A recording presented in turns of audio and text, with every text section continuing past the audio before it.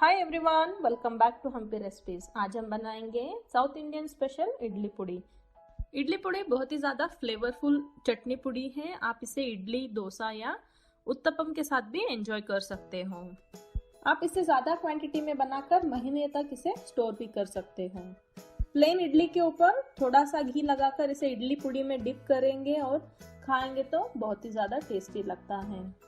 तो आप इस रेसिपी को ज़रूर ट्राई कीजिएगा। अगर आप मेरे चैनल पर नए हो तो प्लीज मेरे चैनल को सब्सक्राइब कीजिएगा और बगल में दिया हुआ बेल आइकन को भी जरूर दबाइएगा। तो चलिए देखते हैं कैसे बनाते हैं इडली पुड़ी। इसे बनाने के लिए हमें सारे इंग्रेडिएंट्स को अलग अलग से रोस्ट करना होगा। पहले हम एक पैन में 10 से 12 लाल मिर्ची को रोस्ट करेंगे।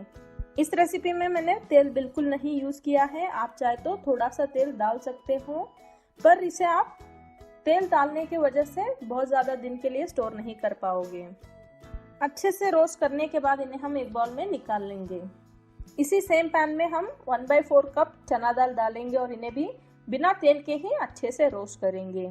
फ्लेम को मीडियम रख के रोस्ट कीजिएगा। यहाँ पे किसी भी इंग्रेडिएंट को आपको जलाना नहीं है। जब ये थोड़ा सा लाल होना शुरू करेंगे और अच्छे से खुशबू आने लगेगा, इन्हें भी हम सेम बाउल में निकाल लेंगे।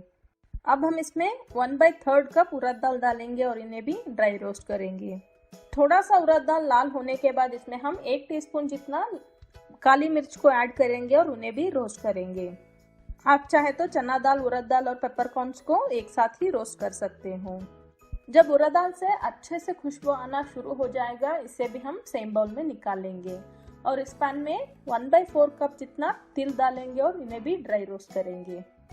तिल बहुत जल्दी जल सकता है, तो आप इन्हें ध्यान से रोस्ट कीजिएगा और फ्लेम को मीडियम पे ही रखिएगा। आपको तिल थोड़ा सा लाल दिखना चाहिए, तब तक आप इसे रोस्ट कीजिएगा। अब यहाँ पे तिल चटकना शुरू कर चुके हैं, इन्हें हम एक बाउल में निकाल लेंगे। तिल के बाद हम इसमें 2 स्ट्रिंग करी पत्ता डालेंगे और इन्हें भी ड्राई रोस्ट करेंगे। आप चाहे तो इन्हें लाल मिर्ची के साथ भी ड्राई रोस्ट कर सकते हो।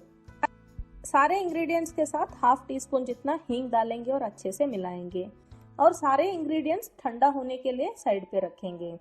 जब ये अच्छे से ठंडा हो जाएगा, इन्हें हम एक मिक्सी जार में डालेंगे और स्वाद अनुसार नमक डालकर इन्हें दरदरा पीस लेंगे।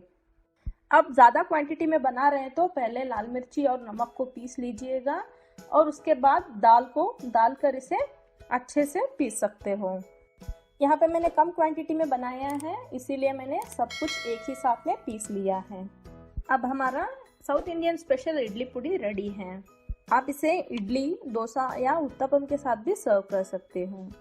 यहाँ पे आप देख सकते हैं, मैंने एक इडली के ऊपर ढेर सारा घी डाला है और इस इडली को हम इडली पुड़ी में डिप करेंगे और एंजॉय करेंगे।